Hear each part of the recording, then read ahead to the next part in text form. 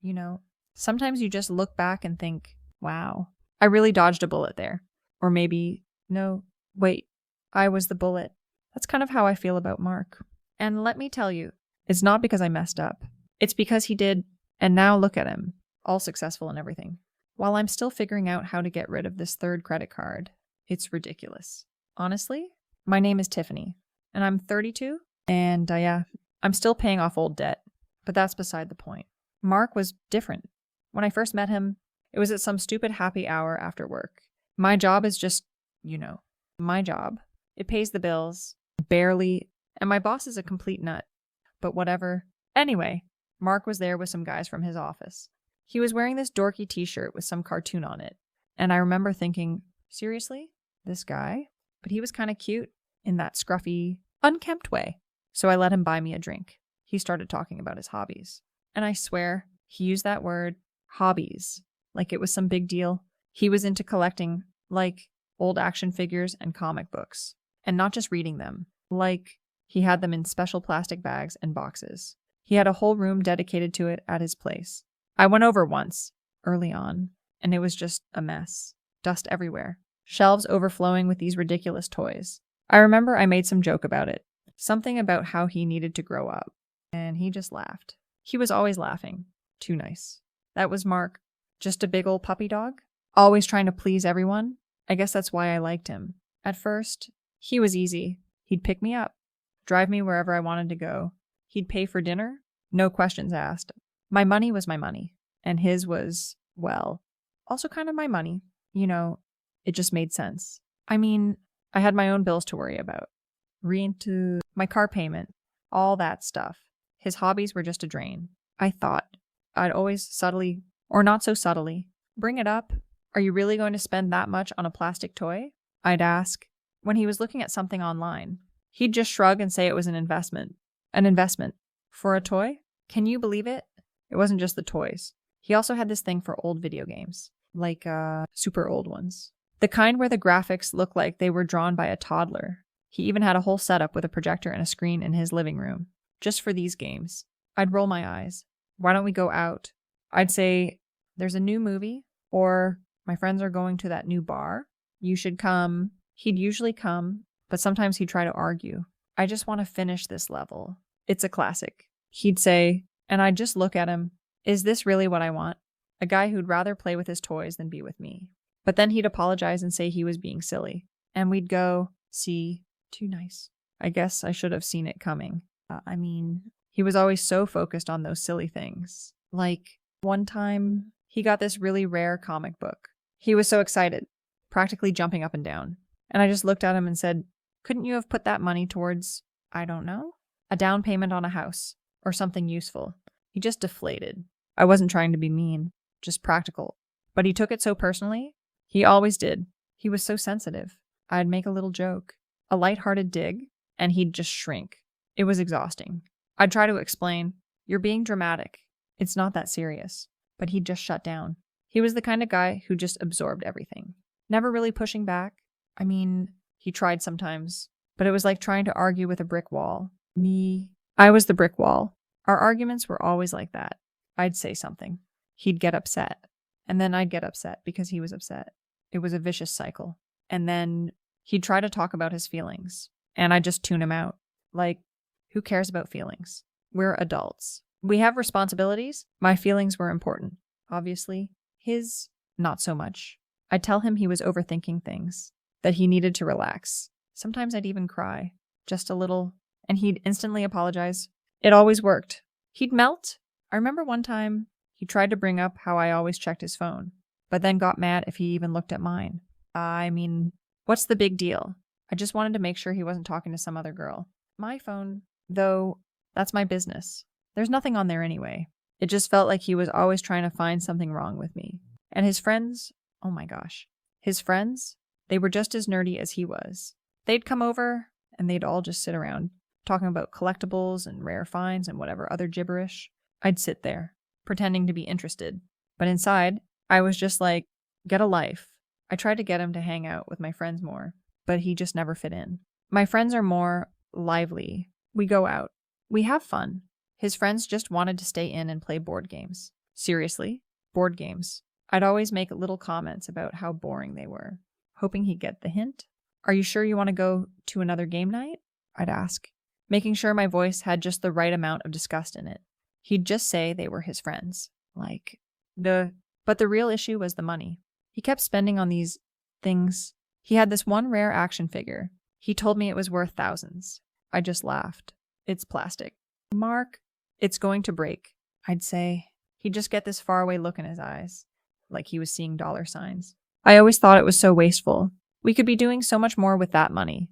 Trips, fancy dinners, new clothes for me.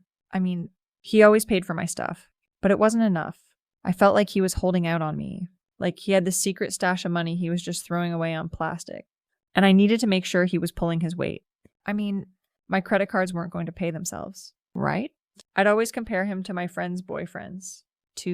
Sarah's boyfriend just took her on a cruise. I'd say casually. Or Ashley's guy bought her a really nice purse. Mark would just get quiet. He'd try to explain that he was saving up for something big, but I never believed him. I thought he was just being cheap. I'd even bring it up to my friends. Like, can you believe Mark? He'd rather buy another comic book than take me somewhere nice. And they'd just nod sympathetically. It made me feel better. Like I wasn't crazy for thinking he was being ridiculous. One day, he got really serious. He sat me down and said he wanted to talk about our future. And I was like, okay, finally. He's going to propose, but no. He started talking about how he was going to sell some of his collection and use the money to start a business. A business. With his toys. I just stared at him. Are you serious? I asked. You're going to sell your childhood memories to start some toy shop. He said it was a collectibles business and that he'd been researching it for months. I just shook my head. That's the most ridiculous thing I've ever heard. I told him, you're going to fail. You should just focus on a real job. He looked so hurt. He always looked hurt. I kept making fun of it. Even after he started actually doing it, he'd spend all his free time not just playing with them, but researching, buying, selling, trading. It was like a second full-time job. He'd be up late, on his computer, looking at prices and values. And I'd just roll over and sigh dramatically. Are you done playing with your dolls yet? I'd ask, my voice dripping with sarcasm. He'd just mumble something about how it was important. Important. To him, maybe not to me. I thought it was pathetic. He started doing well. Apparently, he'd get these checks. Or money would just appear in his bank account. He'd show me, all proud, and I'd just brush it off. That's nice. I'd say, but it's not going to last. It's just a fluke. I mean, who gets rich from toys? It just didn't make sense. And he still wasn't putting enough towards our shared expenses. In my opinion, even though he was covering most of my credit card bills, I always felt like he could do more. He was always so secretive about his finances too, like he was hiding something. I just knew it. Then he started talking about moving. He wanted to go to Dallas, said there was a bigger market there for his business. I just stared at him. Dallas. Are you serious? My life is here. My friends are here. My job is here. I mean, it was ridiculous. I wasn't going to just pick up and move for his silly hobby. I told him he was being selfish. He tried to argue, saying he wanted to build something for us, for our future with your little plastic toys. I scoffed. I told him if he went, I wasn't going with him. I figured he'd come to his senses. He always did. But he didn't. He just went. He packed up his car, his stupid boxes of toys, and he left. I remember watching him drive away, and I was just so mad. How could he do this to me, after everything I'd done for him? All the times I'd listened to him talk about his stupid games. All the times I'd gone to those boring gatherings with his friends. I was so angry. I didn't even cry. I just slammed the door and called my best friend, Sarah. He left. I wailed. Can you believe him? He just left me. Sarah was sympathetic. Of course. She said I deserved better. And I did. For a while, I just tried to forget about him. I went out more, tried to meet new people, but it was hard. Nobody was like Mark. Nobody was as easy, as willing to just do what I wanted. I went on a few dates, but they were all just so demanding. Like, they wanted me to pay for my own drinks. Can you believe it? I mean, what's the point of dating if you're going to split everything? Then, about a year later, I saw something on Facebook. It was a picture of Mark, and he looked different. He was standing in front of this huge store with a big sign that said Mark's Collectibles. He was smiling, really smiling, with some other guy, and the store looked really nice. Like a real store, not some dusty, cluttered room. And then I saw the comments. People were congratulating him, talking about how successful he was, how he'd made it big. I scrolled through them, my stomach twisting. People were calling him a visionary, a savvy businessman. I wanted to scream. I kept seeing more things. News articles. Even talking about his chain of stores. Chain? Like multiple stores. He was everywhere. And all from those ridiculous toys. He was rich. Really rich. And I was still here, paying off my third credit card, barely making ends meet. My car was getting old. My apartment was too small. And my boss was still a nut. I tried to reach out to him, just to catch up. I messaged him on Facebook, but he didn't respond. I tried calling his old number, but it was disconnected. I even tried finding his new number, but it was like he'd disappeared. He just ignored me. Can you believe the nerve? After everything, he just ignored me. I mean, I wasn't asking for anything, just to see how he was doing, just to say hi. I heard through the grapevine, from a mutual acquaintance, that he was engaged to some girl named Jessica. And apparently, she was super supportive of his vision. She was even helping him expand his business. Can you imagine some other girl getting to enjoy all that money, all that success that I basically helped him get?